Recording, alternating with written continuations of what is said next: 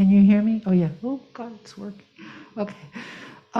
Okay. So, from everything I've read, that makes sense to me, because if it doesn't make sense to me, I don't care what it says.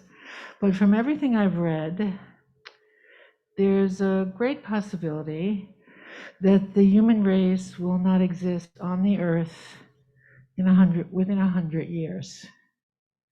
And I'm wondering if you have any opinions about that, because of global warming and all kinds of things.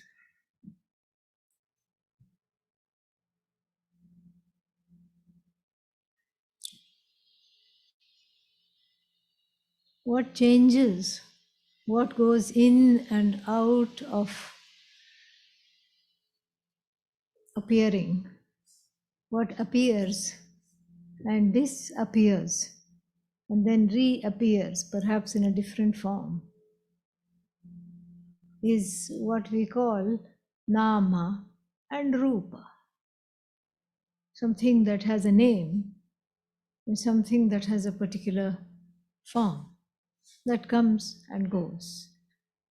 That is always finite, never infinite.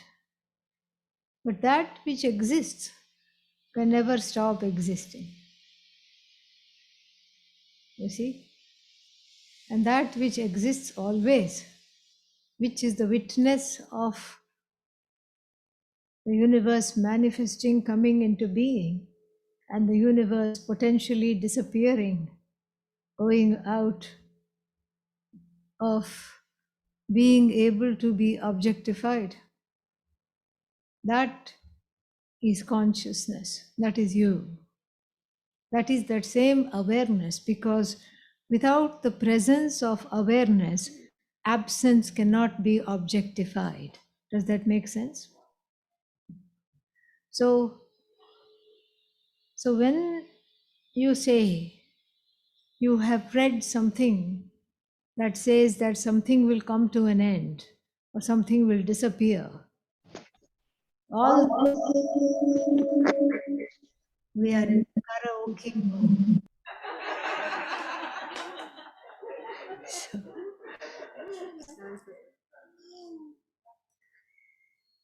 all this, the one, the writers, the scholars who say that 10 years from now, 100 years from now, the human race is going to go out of existence. They are presupposing, how do they make this conjecture? How do they make this estimate? There are certain, like you said, global warming is one such factor. So many factors are there. But the one who is watching, the one who is the Sakshi, the witness, never disappears. The name and form come and go. That existence doesn't have a particular name, doesn't have a particular form, but it is there always, and it is available right now as you. Because if I ask the question, are you here? What will you say? Yes, you have to say yes.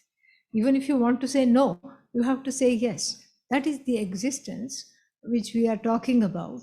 And that existence has to be conscious. It is conscious of itself and it is conscious of everything else. Everything becomes evident to it, but it alone is self-evident.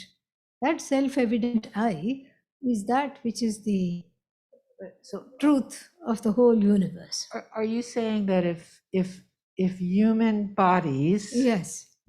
Yes.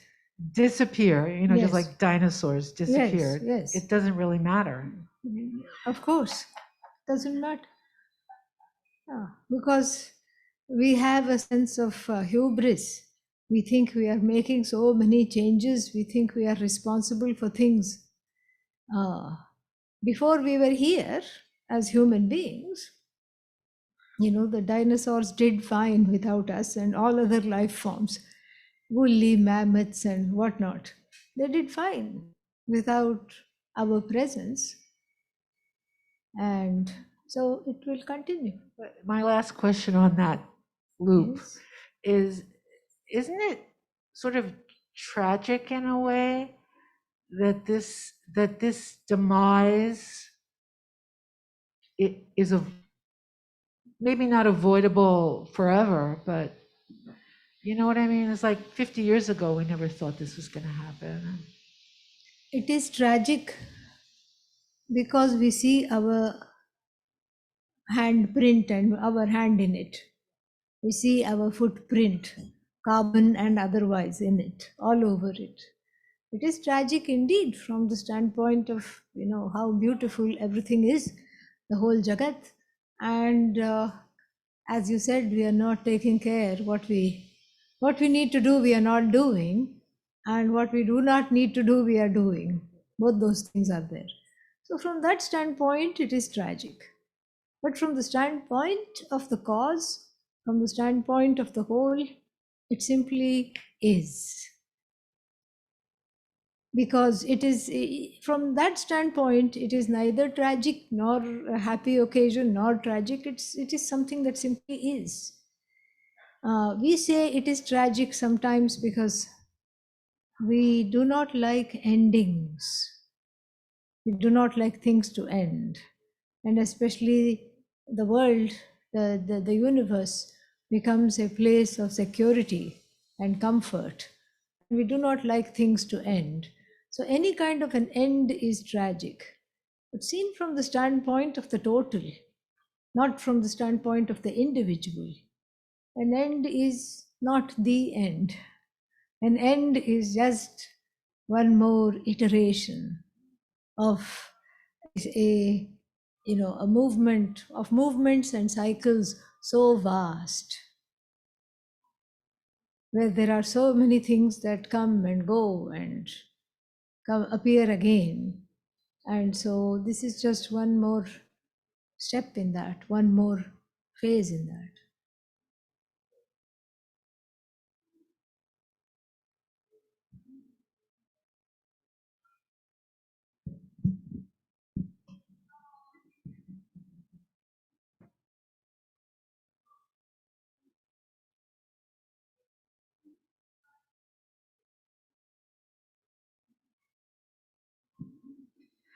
So I have a question about something that happened to me during the last yoga nidra.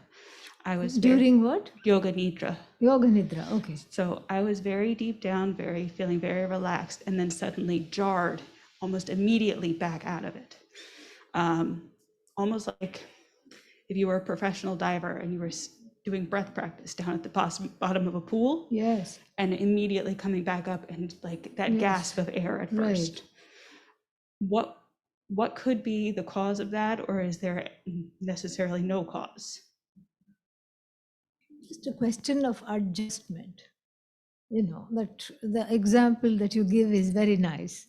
The one of the diver, no chance to decompress and has suddenly come up. So if the ability to relax is new, it could happen. But once you get more and more comfortable in it, then you will be able to take your time. There will not be that suddenness will not be there. It's a question of practice. It's a question of letting go. And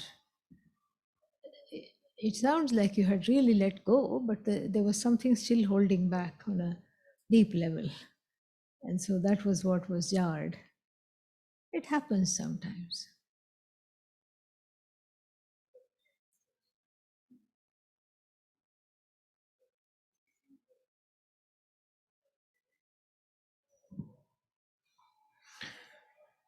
My question is based in karma. So if somebody falls and becomes unconscious, can't ask for help, my instinct would be to go help them. Karmically speaking, am I doing them a favor or a disservice? Are you doing them a favor or? Disservice. Oh, a disservice, yeah. I'm glad I asked you to repeat because I heard it as service at first. So,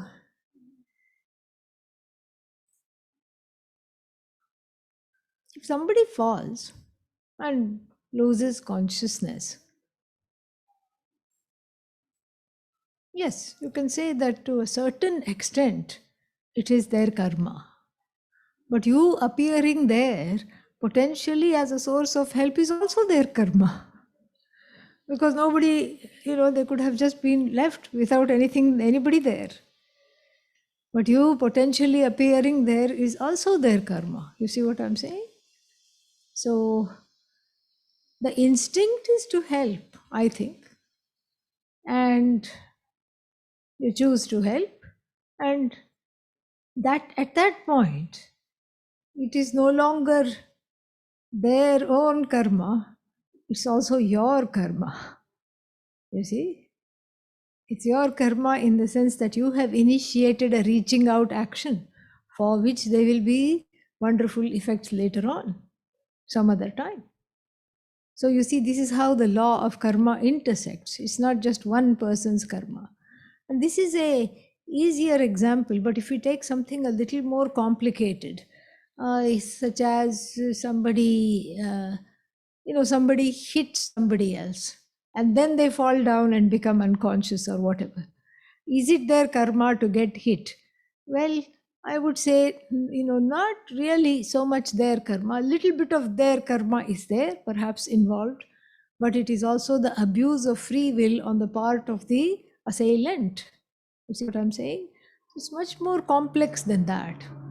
So, I don't think, in short, you would be doing a disservice because you are there and you are in a position to help. Yeah. As a follow-up, but if everything is perfect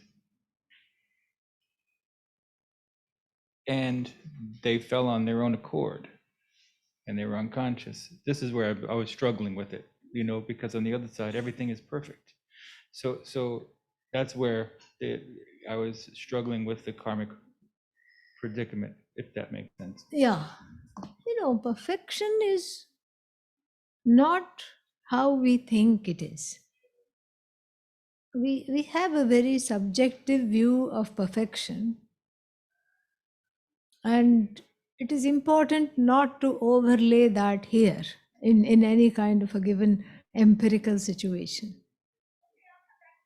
Generally, perfect means it should just go exactly how it is going according to my plan or a certain plan. That is what the idea is. But how do you know that you are not part of that plan? You see, that is where I keep coming back.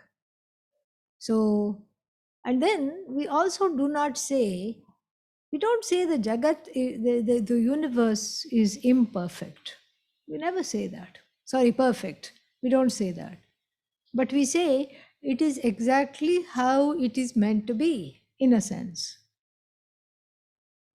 Because it is a vast order in which disorder is also included. An order that includes disorder. This is very important. Otherwise, we get into some kind of a difficult philosophical questions. Why is God permitting suffering? Why is God allowing bad things to happen? This kind of a theological position, many people find themselves in, and there is no way out of that. But in our tradition, we say that it is not, it is not like that at all. What we understand is that, the divide between good and bad. There is a chair here if you would like to come. You're okay there? So the divide between good and bad is again subjective. The divide between perfect and imperfect, good and bad.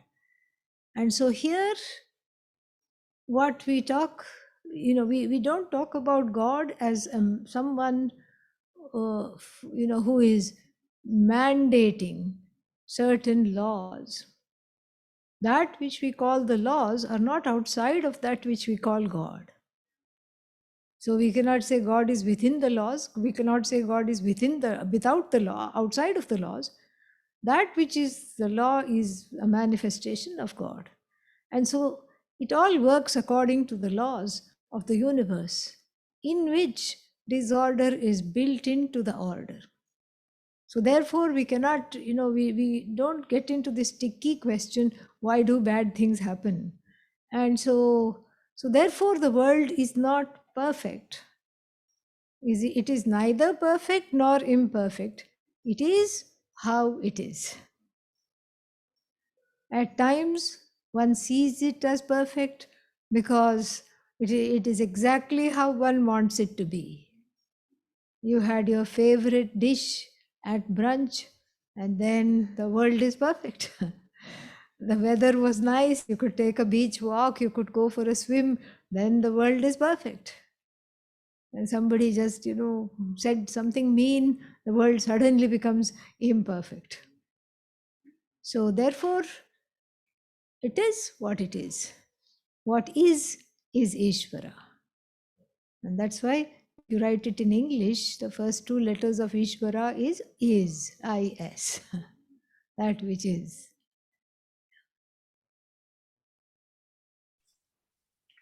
Namaste, Swamiji. This is Pallavi. I'm online.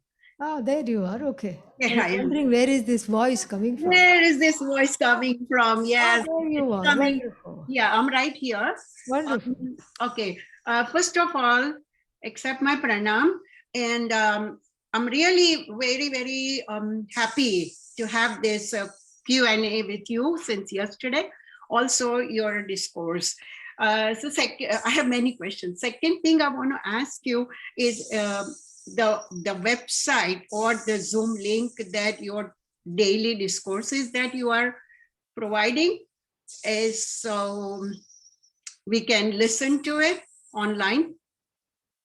It may be Samba, we will post it here or somewhere. Yeah, Shambha we will put it in the chat pod. Okay.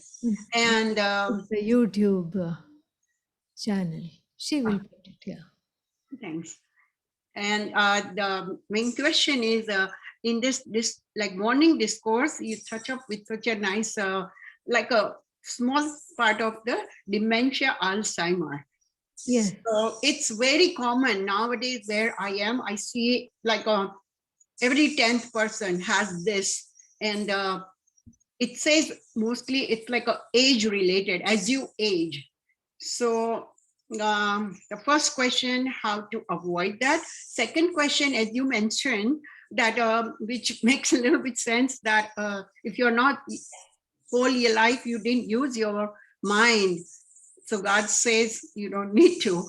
That good. But does it also connect it to the past karma or the result of your past karma, anything? Absolutely. There is a karmic connection because it could also be some kind of a collective karma. You see, like in the 15th century when there was plague, so many people wiped out. Why 15th century? Even in these days with the coronavirus, so many people lost their lives in the last 2 years. This is what is called, unfortunately, collective karma, samashti karma. Yes, the individual karma is also within the collective karma. So that therefore, one person has perished and the other person has not. So there is the individual karma also involved. But these are when things happen like this, when we see large scale societal cultural patterns, it's always some kind of a collective aspect of the karma operating. So too with dementia. How to avoid it? I mean, some part of it is also genetic. There is some gene. I forgot the name of it. So that makes one predisposed. But you know what everybody is saying, to keep the mind active, learn new languages. In fact, start studying Sanskrit. Really, all the rules will will rule out dementia, I think. Brush up the mind. Brush up. Yes. So this Sanskrit is very, very good that way. It keeps you on your toes. And there are some people in the audience nodding their head because they are attending twice a week the Sanskrit class. And so they are experiencing it firsthand. And you can talk to them and see if they feel any sharper than 5 months ago when they started. Yes. You feel any sharper? Yeah, it's a really a good like a very nice language to learn, Devanagari.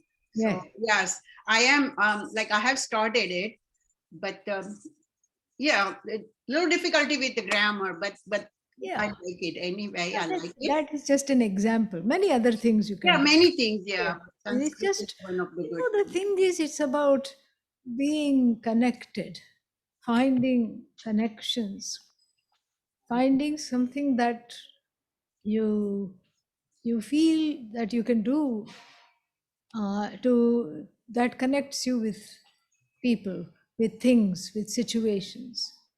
So that on the empirical level is so crucial to be part of something. And that really helps because then that gives the person a reason to go on, a reason to continue. And to connect with that reason is very, very important. To do to reproduce that every day in whatever way one can. And so that also helps. Studying Vedanta, of course, helps. Any kind of scripture study really, really helps because it keeps one on the track of what is it that we are seeking and how to, how to be, not derailed. Yeah. The last question, I'm sorry, I'm just finishing up. As in one of the discourse, Swami Shambhu Devananda did mention very nice thing that nowadays with this COVID and all, we are so much on connected to internet. So he says from internet, we have to connect to internet. Yes. Now, that's what happening with me. Like all the, I have signed up so many classes, like a Bhagavad Gita, Parayan, all that. And of course, morning, evening, Satsang Vishya. Is that not too good to be too much attending too much Satsang and everything online? Well, I think that, as you mentioned, the coronavirus has been very good for going within. It has been very good for connecting to oneself. And that connection and those satsang cannot be a bad thing. Why would you say it is too much? Because of the online internet, things like, I mean, maybe. But the internet can be used for this or for browsing products and buying products online, you see. So there is a difference between the two uses, correct? Yeah. Yeah. So it's okay to spend time. Yeah, this is a blessing for me. I mean, if I had to, like Swami Tadatmananji, we have an ashram right here. I used to go every week to drive maybe 45 minutes, an hour, come back. But now at home, don't have to spend that time. So it is good. Yes. But thank you very much, Swamiji. Om. Om Swaminiji, this is Sudhakar Somanil. I posted the link for Namaskar. Pallaviji. Namaskaram. I posted the link so people can subscribe to your talks there. Pallaviji, you can pick it up on the chat bot. Thank you. Namaskaram. Thank you very much, Swaminji, for the satsangs and stuff. It's been an amazing continued journey for us. Wonderful. Next time, come here. Yeah, that's what we are We planning, love Swaminiji. Yes, thank you, Swaminiji. Yeah, bring everybody. Come here. Yes, thank you, Swaminiji.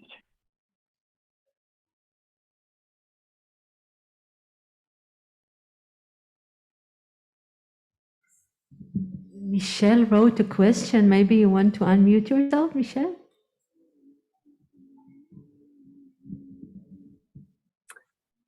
My computer doesn't always work. Am I being heard?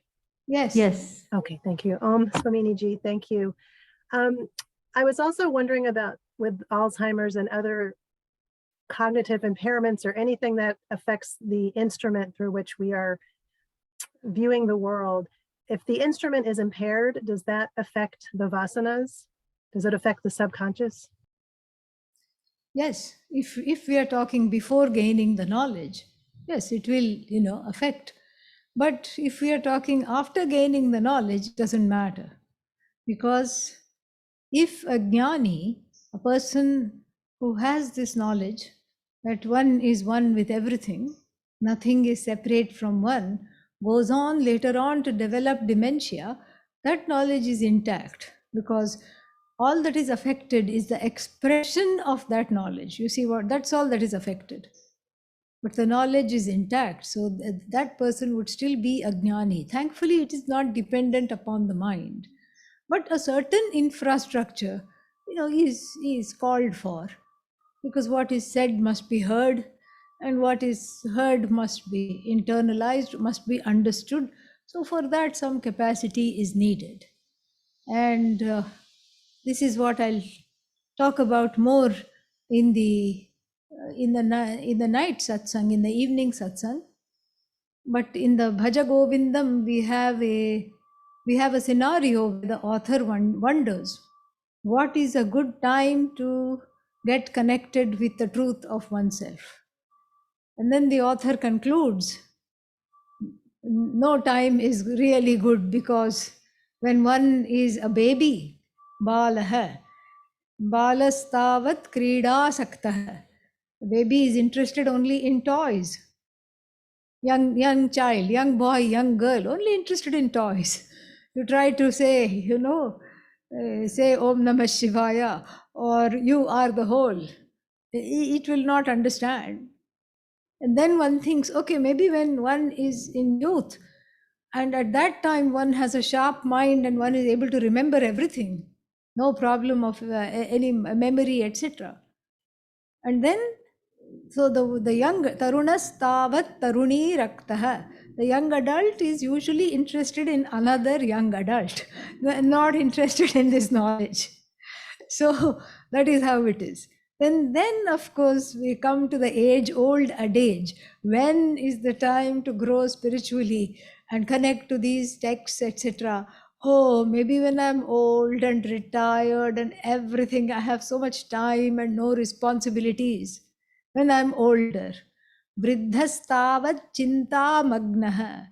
The aging person is consumed with worry. All kinds of worries. How long will I live? Big worry. How will I die? Oh, I don't want to suffer. I don't want to depend on anyone else. I just want to go. Oh, but then I won't have said goodbye to anybody. That's not nice. But then I don't want to linger.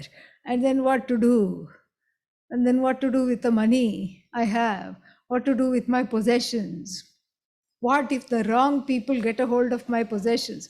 Who are the wrong people? The people I don't like, for example. This is what it is in old age.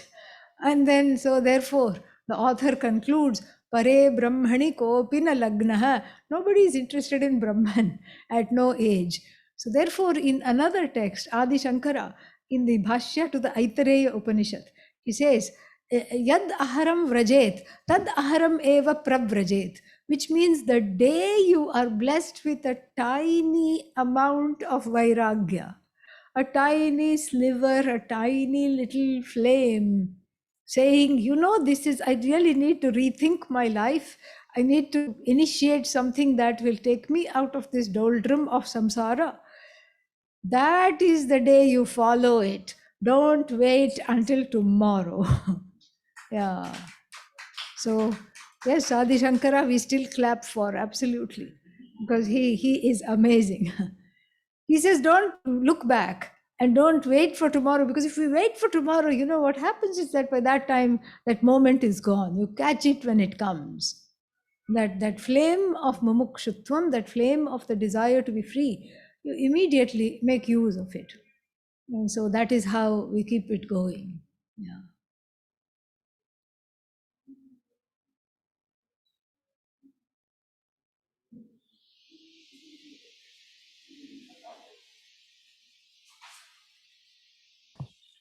Swaminiji, Yes. this is Ila. Ila, good morning. Good evening from Germany. So nice to see you. My question is about how does Advaita Vedanta help getting rid of deep-rooted samskaras? You know, you are not the samskaras. Samskara is kind of difficult to, define. I always say when people ask me what is the meaning of samskara, I say it is some scar or the other from the past. Samskara. That is a nice way to look at it. So what Vedanta does is that it shows you are not your upbringing, you are not what happened to you, you are not your memories, you are not your afflictions, you are not your name, you are not your form, you are not your weight, you are not your body, you are much more than all of that. And that is a process. It's a process because the orientation is so strong. The orientation, I am as good as the body, I am as good as the mind, I am as good as the senses, I am as good as what happened to me, and I am as good as what I have done, guilt and hurt, doership, experiencership, kartritva buddhi, bhoktritva buddhi. These are the difficulties. So the samskaras come, samskaras go. You are not the sum total of the scars that affected you. You are not that. This is what Vedanta teaches. But since the orientation is, the knowledge is immediate. It doesn't take long. Like even there was something here, now it is not there. But like even if I showed you this glass and say, here is a glass, look at this glass, the vision is immediate. If the eyes are open, if there is something to see, you see it immediately. So that is not the issue. But what we see in this knowledge and what we are shown, it is so new, even though we long for it. So takes a little while to rewire the buddhi to get used to it. It's just like, if you had some work done in your house and then, there were some electrical changes that were made. And before, when you entered the house, the lights were on the left-hand side. And now the switches for the lights are on the right-hand side. The first few days when you walk into the house, what will you do? Your hand will immediately go this way. Then you will laugh at yourself, and then you will reorient yourself, and then you will touch the switches feel for the switches on the right-hand side. That's exactly what this is like. The orientation is to think, I am as good as the body. I am as good as what happened to me. I am as good as what I have done, all the insufferable things that I have done. I am as good as all these things. And so that takes a little while to go. That's why these orientation are, filed off with Shravanam, with listening. It's not about reading, because when you read, your own infrastructure comes in the way. You listen, you keep listening, and then the samskaras do not any longer have a hold.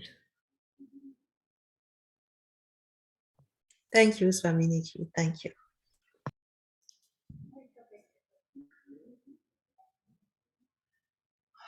I hope this is okay with you if I share.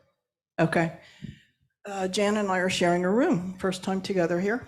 First night I'm sleeping very soundly, and I hear, ah! What the? Okay. Then it doesn't matter the nights. It doesn't matter. Second night, I'm sleeping. Hell, what's coming out of her? Third night, that one was wasn't soft, more submissive. Fourth night, can't understand it. I don't know what it is. But it was firm and very clear, a total shift. I'm like, what is? So I talked to her about it. And you said you've been doing it for years, right? Is that true? tongues. I don't know what it is. Yeah. So I'm thinking before we came, I got to handle if we snore. And I haven't put earplugs in, thinking, nah, and this is coming up for me. So I know from my spiritual studies that understanding is the booby prize. Except I'm having this personal experience of being woken up harshly for me. And what is this? Is she channeling? Is she actually talking from another lifetime that she says she doesn't recognize the language? I don't know, is that true? Because I don't know if you're conscious of it. When my grandchildren were young, I would talk in alien talk. Alien talk. So it sort of sounded like that to me. So for me, I'm in this experience of being woken up in something I don't understand. Last night she didn't. There's nothing, I got a full night's sleep. I find it funny, but it's shocking for me to wake up and not know what's going on. So I wanted to ask you, it's a personal thing because it's my experience with her and I'm experiencing it. So I'm thinking, what would it be? I'm getting a wake-up call. Clearly. Thank you. Wake-up call. And Jana is right here. Yes. You can ask her. Or what? I have, but Yeah. go ahead. I don't really care. Here, not hold it because he has to sanitize. Oh, I don't, first of all, this happens once a night. I don't want anybody to think this happens all through the night and I'm keeping her up. Okay, so yeah, when I'm alone, obviously I don't check into this, but my daughter has also said that you talk in tongues, you talk this crazy language in the middle of the night, just not all night long, just and it's over. So she wants to know what it's all about. I don't really care. Are you awake when you do it? No. Okay. The last time, though, when she was real clear and firm, I went, shh, finally said something. Did it work? Yeah, she stopped. But I don't know if it was because she stops, or it's because, I don't know. It didn't matter. Seconds. It's only for a few seconds. It's not like all night long. No, but it wakes me, it startles me. Yeah.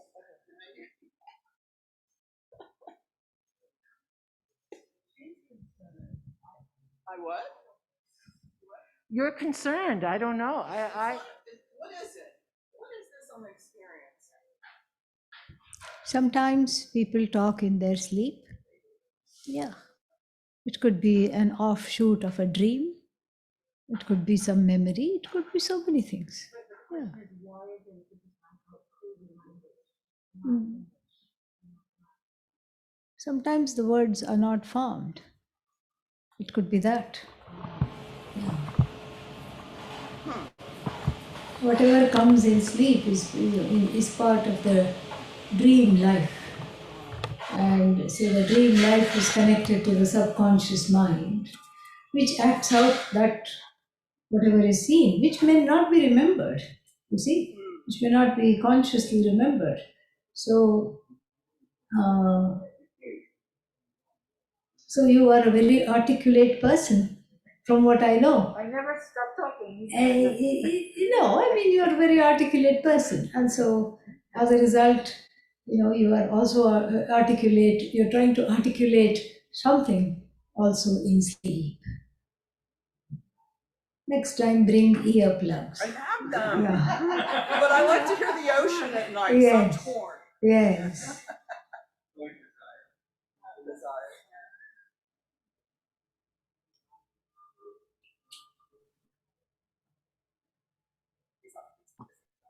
Pranam Swaminiji. Oh, This is Alpana. How are you? Thank you for taking the time. I have a personal question. So, I've ever since I was little, I wanted to be a pediatrician, and that's what I did for a long time. And I've had some chronic health issues. So last year I had to retire earlier than planned. And so I felt like I've always known my duty, what I felt like I was a servant for God, that I was taking care of these kids. But now I'm not sure what my new role is or how to move forward or to continue my duty.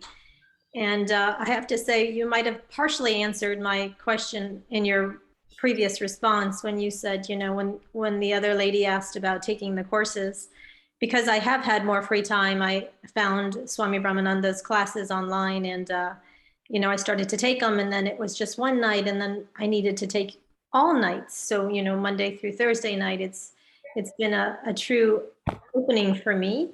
And I feel very blessed to have found him, but I still feel like I'm not sure if there's more to my path or my journey. And it's this confusion is leaving me a little restless.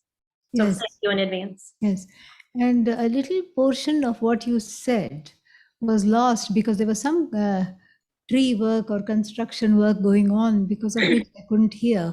So I will ask you to repeat it. I got as far as you retiring, and then after that, some portion of it was lost.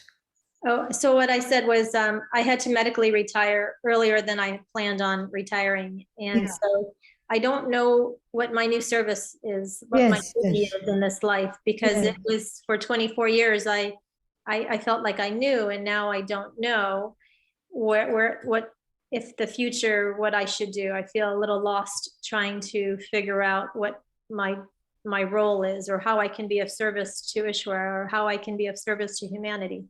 So It will come. The answer will come very quickly. I see you studying and serving, both. What form that will take, let it come. It will come to you.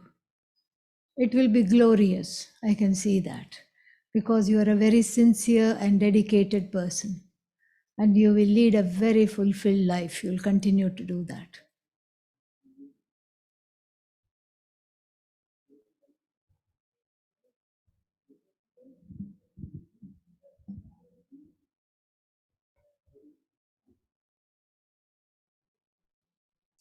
Sometimes it is important to give ourselves the time for the way to be shown forward. And when there is a little space, the way forward will be shown. It will come.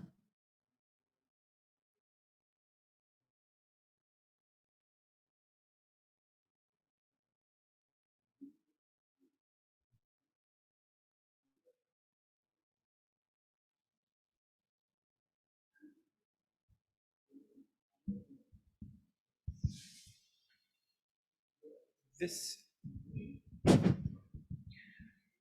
you had mentioned good guys or good people and bad people, or bad and good in form of humanity. We are obviously entering into something's happening in Russia and Ukraine, and you know, how do we look at that in a way that's positive? How do we come up with, without seeing one side as bad or one side as good, so that we can, does that make sense? It makes a lot of sense. Sometimes in the beginning it is difficult. It is difficult to see larger patterns. But then there are, what we see is our patterns of oppression. How oppression operates in the universe. That itself has its own pattern. How it operates, how it can be potentially countered, what are the, how it gathers power, forces, and how it asserts itself, and how it can be overcome. All these things will, it takes time to see, takes time to understand. But definitely, there is, on the global level, there is conflict.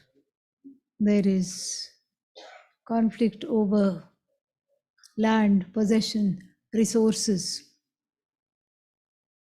and the rise of new forms of dictatorships that also we see. That much we can say. There are certain global patterns. Not very pretty when we look at it. Yeah. But we trust that the balancing forces for that will also be there, because that's how the universe operates. If it tilts too much this way, then there are certain forces that bring it back. That's the movement. That is Nataraja's dance. Yeah.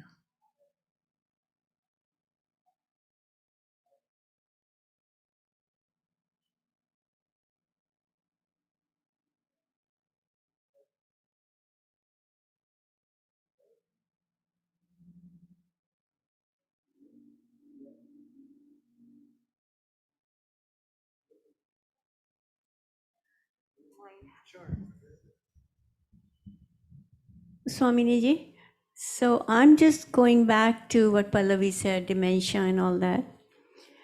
So if you don't mind, the last time I saw Puja Swamiji, when he came to Sailorsburg, and we knew it's the end. And he came into the satsang hall in the wheelchair, of course. And he's on the podium.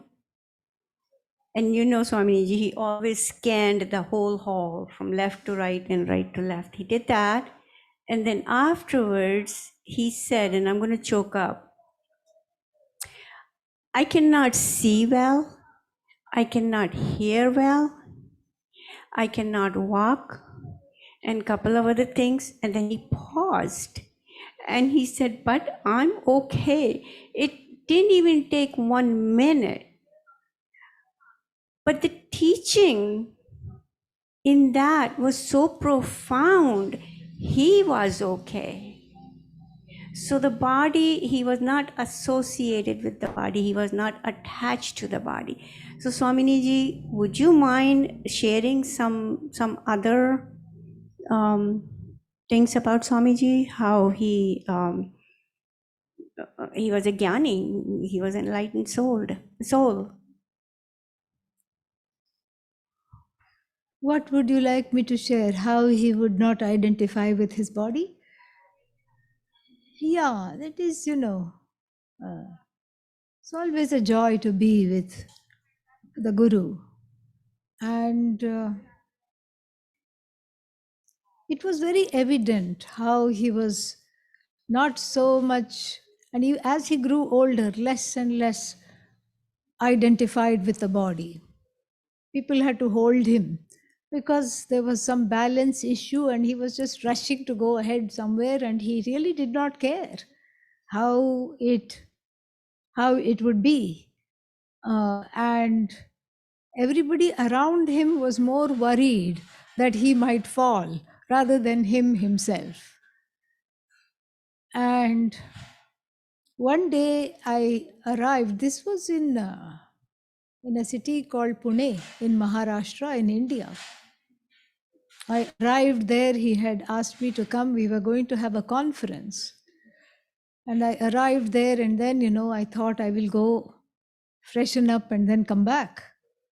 And then he said, where are you going? I said, I thought I'll take a shower and come back. And he said, do you have to do that? I said, oh, if there is something for me to do, let me know. Oh, I thought you could hold me when I walked. That's what he said. And it was so strange that he would say that, because there were always people to hold him when he walked. So I didn't think much of it, because the men that were there, they said, no, go take a shower. We are here. We'll hold him when he walks. So I went and took a shower, came back, and then he was nowhere to be found. And then I found out that he had fallen while walking down. While walking, he had fallen. And then I went to see him in his room, and he said, see what happened? See? So in a way, he saw the whole thing. He saw the whole thing. And he said, you were not there. You should have seen how I fell. And I felt really badly. And he was just saying all this. And then he said the same thing he said to you. He said, but I'm okay. And he had scratches and bruises, and people were attending to him. But it was a very telling moment, very telling. There was that kind of a loose relationship, not only with his own body, but with everything else. people would bring, he was very fond of new things. And so people would bring him all kinds of complicated puzzles and toys. You know, that group from California, those people from that first course. And so they used to bring him all kinds of toys and everything because they thought he will get a, happy. This will make him happy. So the puzzles would be, he would be admired, whatever was in the hand, things that should connect, things that should disconnect, all these things he would be admiring. He would take it in the hand and somebody else would come and talk to him and slowly it would slip. And somebody, in fact, the person who had purchased it was worried it'll break, it'll fall, then they would catch it. Same thing with pieces of paper. People would say, here is a poem I wrote for you, or here is something, this, I want you to sign this. And it would just be, there's some kind of it was not carelessness, it was not dropping, but it was just a kind of a letting go that his whole body, and his whole being personified. It's just very fascinating to watch. Very, very fascinating to watch. The other story, Swaminiji, I love for you to tell us when you were... you had something in mind. The way you tell it about Puja Swamiji, I just love it. That you were, I think, from Ahmedabad to Bombay at the airport. The security. Moksha. Yeah. That was a very nice story. It's a fantastic story. So this was after 9/11. Everything was just terrible, and we didn't know what was going on. And in India, we just it's what is that? In colonized cultures, in countries, in terms of security and everything, we go into overdrive. So there was a security check at the airport. There was a security check, which is called a security check. And then after the security check, there was a post-security check. And most people were missing their flights because it was just the whole airport was full of chaos. Nobody knew what was happening. And I had to go from one city to another with him. And there was it didn't look like we would make the flight because the security check was all right. We somehow managed. And then they said, stop right there. There is a post-security check. And the lines were really long. And it was 15 minutes to catch the plane. I said, Swamiji, I don't know if we'll make it. He said, no, we'll make it. We'll make it. He was very positive all the time. And then suddenly, the city we were going to is called Ahmedabad. It is in Western India. So suddenly a man carrying a placard came. Ahmedabad, who is going? Come on this side. So out of this whole sea of people, a few of us who were going there, went on this side, and then we were quickly cleared and then escorted to the plane. And Swamiji was uncharacteristically silent. He didn't say a word, he didn't say anything, and he just kept quiet. And then we arrived, and then it was time for him to speak because he was going to give a few lectures there. And on the very first talk, he said, it was just similar to what I was talking about in the morning class, the morning satsang today. And what was that? Is that this human birth is a rare privilege in a sense, because there is free will, because there is the latent desire to grow and to be everything that one can be. And so he started to talk about that. And then he said, before a being is incarnated, there are so many karmas that are fighting. The karma means so many desires are there that are fighting with one another to be incarnated. So the dog karma is fighting with the cat karma, and then the karma to be something or something else based on the desires that one had. So those appropriate bodies for those karmas are clamoring to gain a body to express and exhaust those karmas. But then suddenly, if the desire for moksha is even there latently, then suddenly the grace of the Lord, somebody comes with a placard and says, moksha, moksha, moksha, moksha. And then one gets into in this manner, one gets into a human life. This is how he would say. And then I understood what he was thinking about. See, that's the difference. I was thinking about, are we going to catch the plane or not? And he was thinking about all this. This is what was coming to his mind.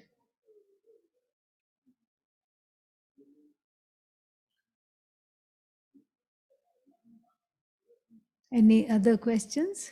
Yes, there.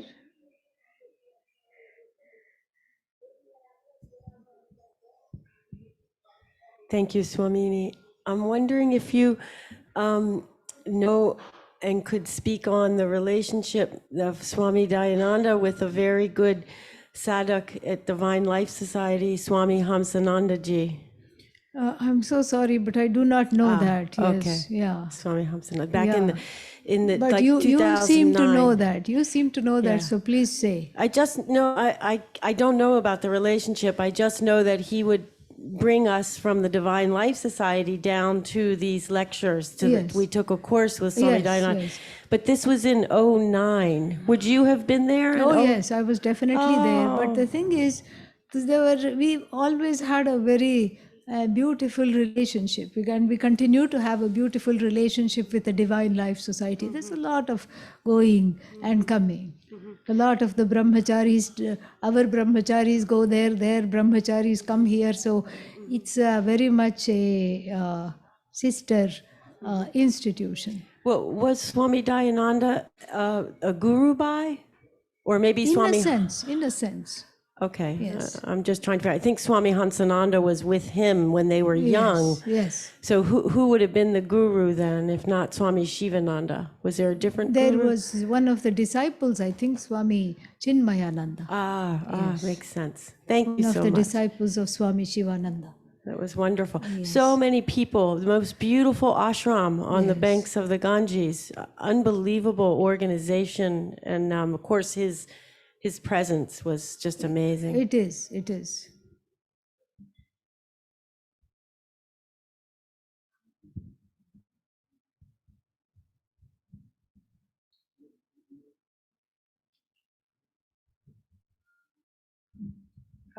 A friend of mine was telling me about her beloved great aunt who died, and she was with her, and the family was with her, and it went well. And she said the great aunt turned to everyone and said, right before she died, well, not, I don't know exactly how long before she died, but she said, I want you to know that life is just a dream. And I'm wondering, I mean, I can imagine what that means, but I'm wondering, does that mean anything to you? Dream, we have to not take it literally, because otherwise we will be dissociated from the everyday. So dream obviously is a metaphor in the sense of a projection. We live in the world of Ishvara's projection. So in that sense, it is like a dream. Just as the dream is the projection of your own memories and desires, you see? That's how Ishvara's projection is this whole universe. And so in that sense, it is like a dream, because the one who is saying it is like a dream is the one who is free of that dream, really. So it's an important and a wonderful statement. Yeah. She was blessed.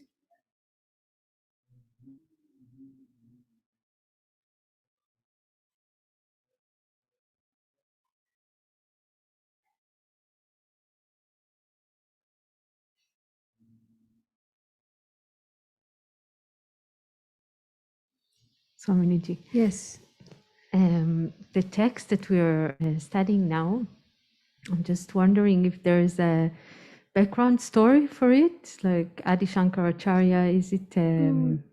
Yeah, we don't know of any background stories, and it is doubtful that Adi Shankaracharya composed it. Some Shankaracharya composed it, and in the tradition, everything was attributed to Adi Shankara out of respect. So I'm not aware of any stories along with that. Like the Manisha Panchakam, that has a story. Yeah.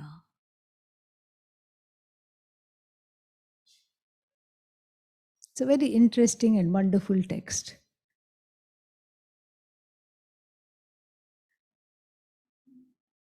Any other questions? Yes.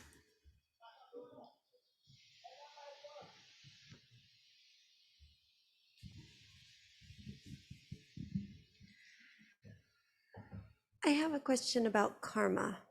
Can one carry karma with another person? Yes. Because I feel as if I went through a relationship, a personal relationship, which has helped me to step up into knowing myself better. And I went through a lot of suffering and pain with this other person in order to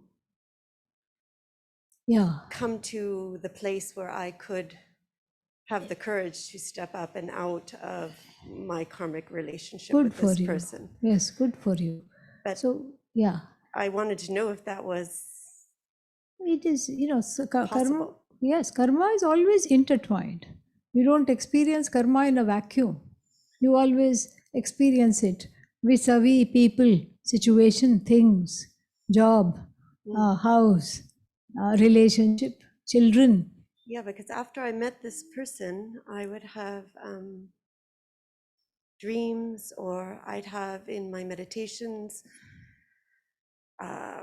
remembrances from past lives, which I spent with this person, and it was like a puzzle for me.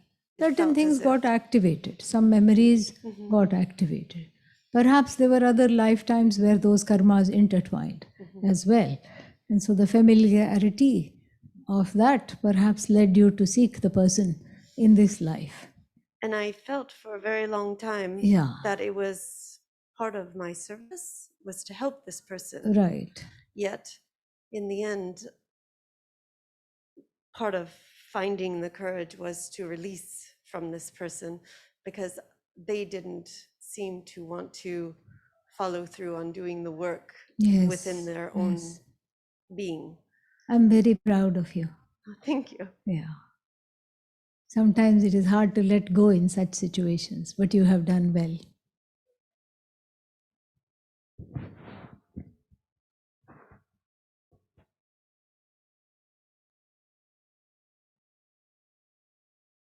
Anything else?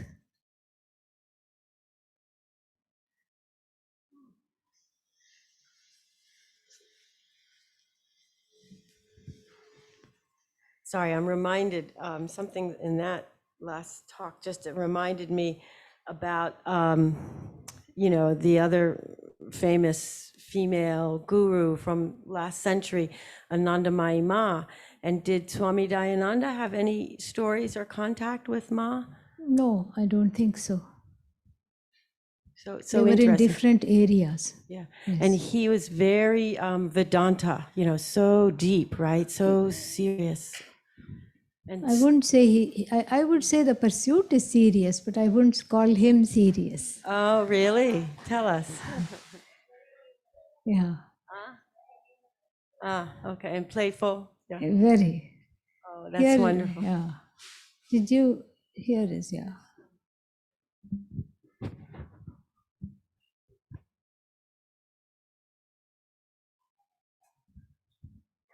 Thank you for your share, because it prompted my question, which is, what needs courage? What makes? No, what needs courage? What needs courage? What needs courage? Within each of us, I guess. What needs, you said she was courageous and you're proud of her. So I'm saying, what is it within us that needs courage? Courage is a protective agent. It protects one from collapsing in certain situations. That is what is courage. And so it inoculates one from completely becoming a puddle, in adversity. So in the adversity, where's the switch? What is- prompts? It's latent. Okay. It is already there. Okay. It is activated. Okay. Yeah. Wow. That latent courage and the ability to face the situation, it is there. It comes out. And the more one is a karma yogi, the more one is a devotee, that courage gets nourished, nurtured, well oiled, Oh. and it is a shield. Do you consider that the same as being authentic to self? It is a part of it, Okay. yes. Okay. Not away from that. Thank you.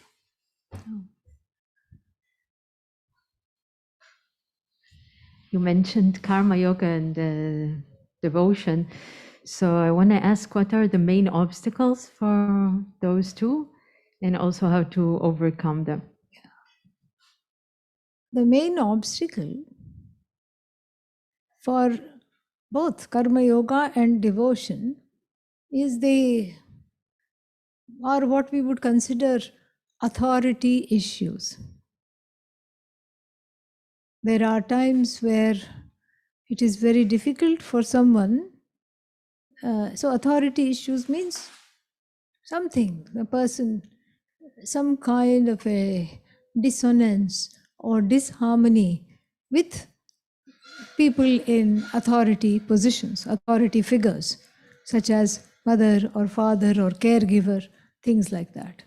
So any kind of a rupture there in that situation gives rise to fear of connecting to Ishvara. That coupled with some types of theologies that like to force God down the throat with a stick, that also, makes one shy away. Because the idea is of some kind of a God who is supposed to be kind, but better watch out, you never know, this kind of a God. And so this is something which is very difficult. That makes karma yoga very difficult, because there is no karma yoga without devotion. In fact, devotion is part and parcel of karma yoga. It is because Ishvara is there in every step. You dedicate the doership to Ishvara, and the results of action that come are also from Ishvara. So, and every act is a prayerful act. So, therefore, the Ishvara is there, up front and center in all aspects of what we call karma yoga. And this can get difficult for people who are having some block to relate to Ishvara. And that block has to be resolved through so many ways, writing it out, therapy, yoga, so many ways. And then, karma yoga becomes easier. That surrender is difficult for some people because they're not sure what they are surrendering to.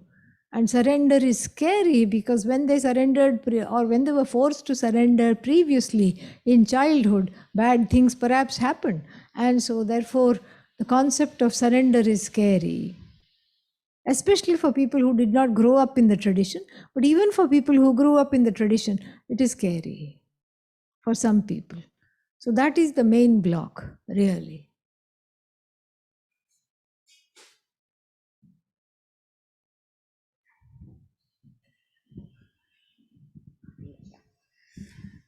About what you were just saying about that surrendering, like could you speak a little on the conflict of like trust and trusting in something, but also not just trusting in everything, which, can lead to harm or something if Yes. in the judgment, like there's Yeah. a strange thing. The word in Sanskrit for trust is Shraddha.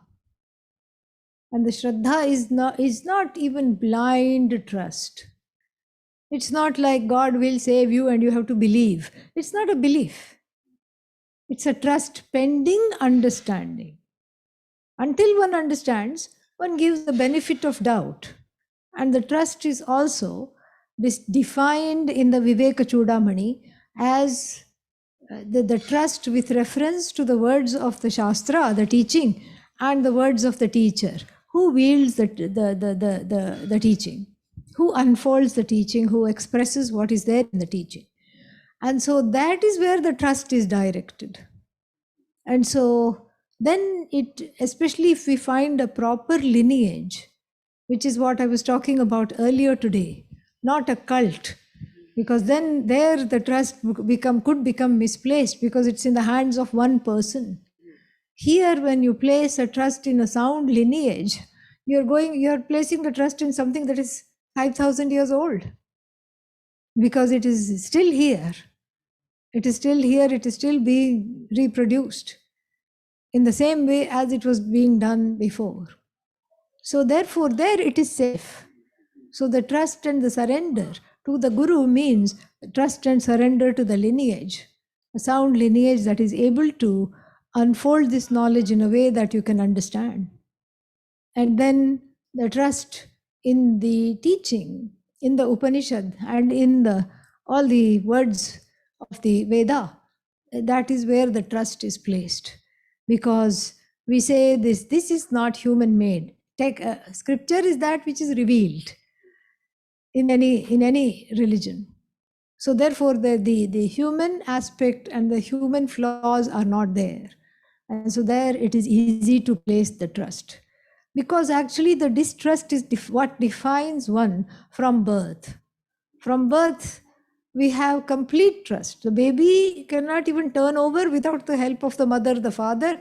The baby trusts completely, totally helpless, totally dependent on the parents, and totally, completely dependent for every need. Then as the child grows up, it sees some disparity, it sees some discrepancies. Mother there but unavailable. Father not there and inconsistent. Suddenly loving, suddenly angry. This is how the parents could be. And that causes the child to distrust. This distrust, from complete trust to distrust, it is a part of growing up. No matter how wonderful the parents are, this distrust takes place. My guru used to tell a wonderful story with this. So the child at 2 years old sees a big cockroach and screams and wants to catch hold of the mother's sari and rushes to look for the mother. The mother, taking one look at the cockroach, climbs up on the dining table, leaving the child over there. And the child now, has to deal with the fear of the cockroach. And then the child has to deal with the betrayal of the mother. And the father doesn't even come into the room. He calls pest control from the other room. Okay. And so then the child loses trust. The whole point is, the child loses trust. And at age 8, for example, the child is told, somebody comes to the house, and then the child is told, I am busy, tell them we are not here. So the 7-year-old opens the door and tell them I'm not here. This happened to me. I was about 6 or 7, and somebody, came to the door. I was in the grandparents' house. Somebody came to the door. And the grandmother took one look out of the window and said, oh, she's bringing some kind of an alliance that I don't want. Please tell that I'm not at home. So I opened the door. Where is grandma? They said, after the pleasantries were exchanged. I said, she's hiding in the bedroom and she told me to tell you that she was not at home. So, then the grandmother had to come out and deal with this, with her own, with her own statement. And so, it is like this. We tell the children one thing, but we tell them, you please speak the truth. But then we don't behave in accordance as adults. We don't behave in accordance to the truth. All that is a loss of trust. So in other words, the trust that was lost, the trust centered on the mother and the father, which was diminished and lost, has to be regained. How? By daring again to trust Ishvara as the mother and the father of the universe. That's where it is regained, on that altar of surrender. That's why it's called altar, because it has the power to alter your vision. That is where the trust is regained. This lost trust has to be regained. That is where it is directed. That is why karma yoga and devotion, devotion is a very, very salient aspect of karma yoga. Good question. Yeah, very nice.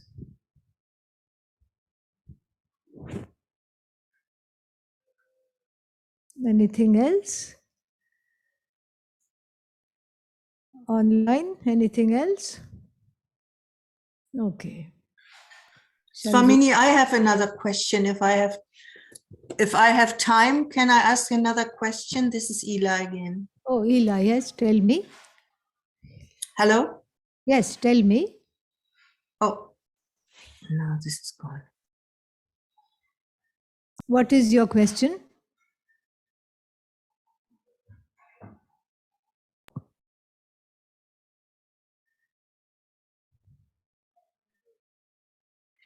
Hello? I think Go ahead, we can hear you. this is not working.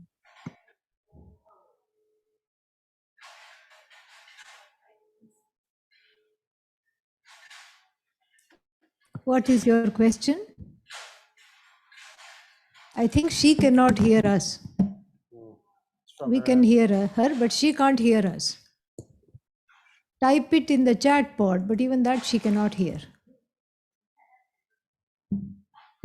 Okay. My question is, if we progress on the way on our path, on the path to moksha, to self-realization, to understand,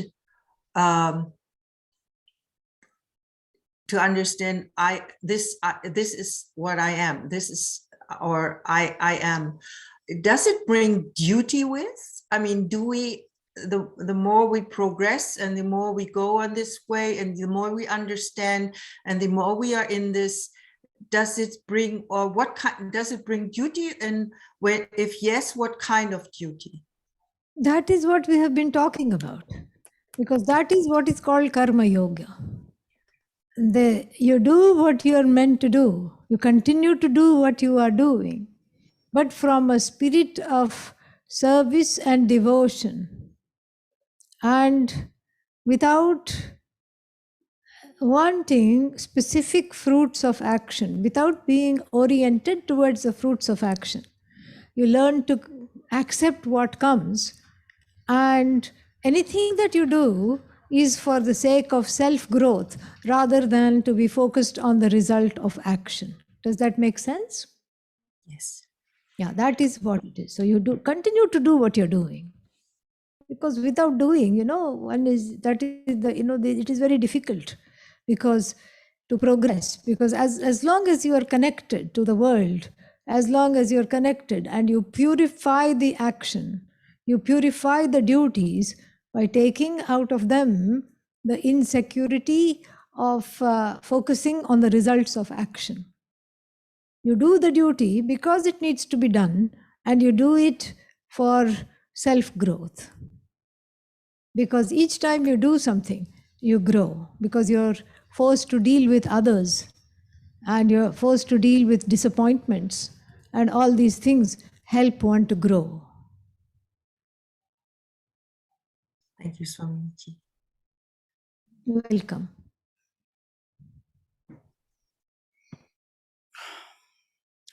My husband died of cancer about 15 years ago, and I spent 2.5 years as his only caretaker because his family lived in New York.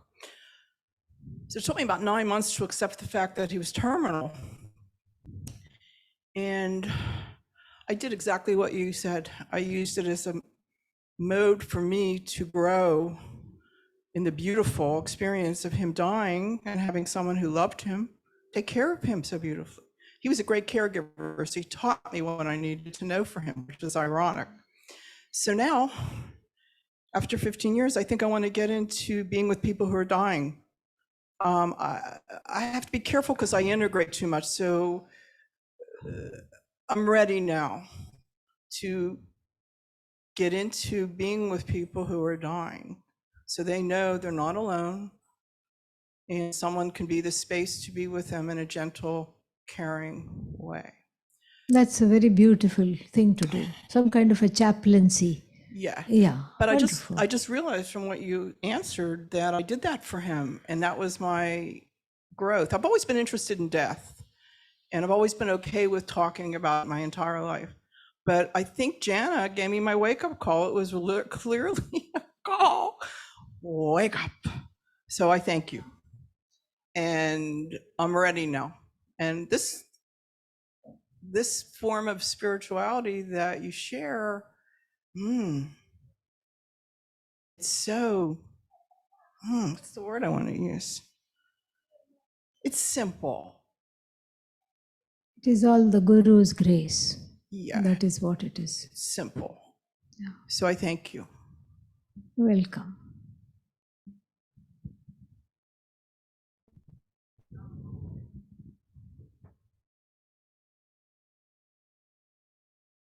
Anything else?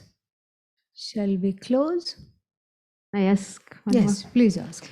So we came to the topic of surrender, and I was just wondering, first of all, if you can describe a little bit about surrendering to the Guru, and also how eventually we go from there to be in direct connection with the Ishvara, and then, of course, further. You don't surrender to the person. The Guru becomes an altar of surrender. You surrender to your own self-ignorance, and you surrender to the self-knowledge symbolized by the teacher. That is what the surrender is. It's a simple case of, I don't know this and you know this. I don't know the Ishvara that resides and indwells me. You know this. Please shine the light and show me. That's what it is. And then so in the Lord, in the goddess, you see the Guru. And in the Guru, you see the goddess. It's the same thing. That is why we say Gurur Brahma, Gurur Vishnu, Gurur Devo Maheshwaraha. Because it is important to be able to save the Guru for the surrender to work. The Guru should be saved only as an instrument of knowledge. Even though there is a desire to hang out with the Guru or to make friends with the Guru, that is something that is deferred. For the sake, that is given up, because that kind of a connection which one yearns is actually the connection that is possible is much deeper than that connection. Because the Guru has already gone beyond that connection and says, you are me, I am you. There is no space between us. So there is no need to have coffee because we are one. You see?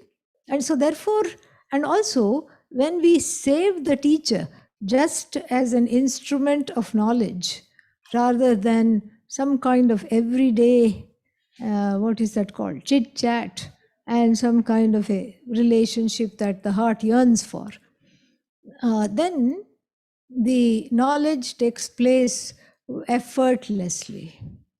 And then in the same vein, because you don't try to find flaws, because the more you are with one person on the empirical level, the more things about them you will not like. You will not like how they breathe. You will not like how they talk, how they sit, how they stand. But here the Guru is for the sake of knowledge.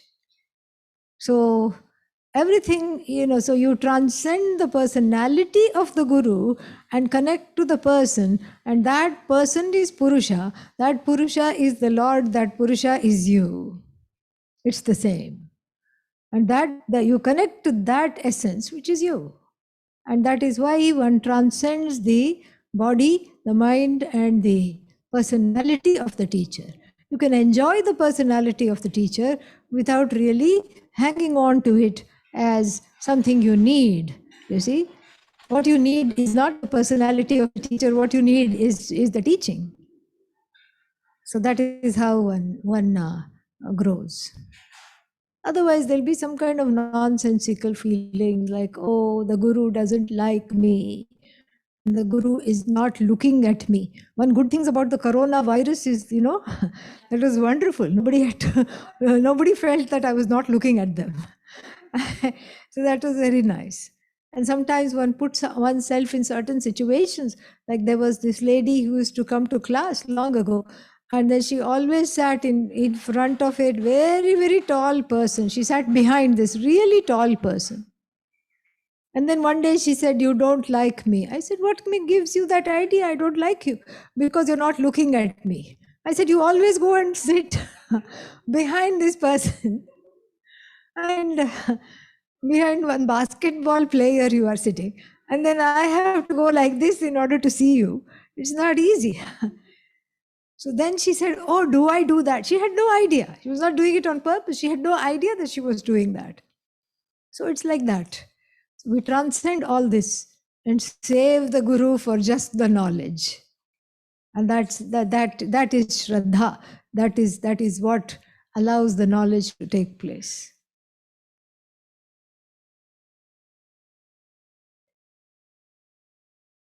Om Sarve Bhavantu Sukhinah, Sarve Santu Niramayah, Sarve Bhadrani Pashyantu, Ma Kaschit Dukkha Bhag Bhavet, Asato Ma Sadgamaya, Tamaso Ma Jyotirgamaya, Mrityor Ma Amritangamaya. Om Purnamadav Purnamidam Purnat Purnamudachyate Purnasya Purnamadaya Purnamevavashishyate. Om Shanti Shanti Shanti. Harihi Om Shri Gurubhyo Namaha. Harihi Om. Thank you.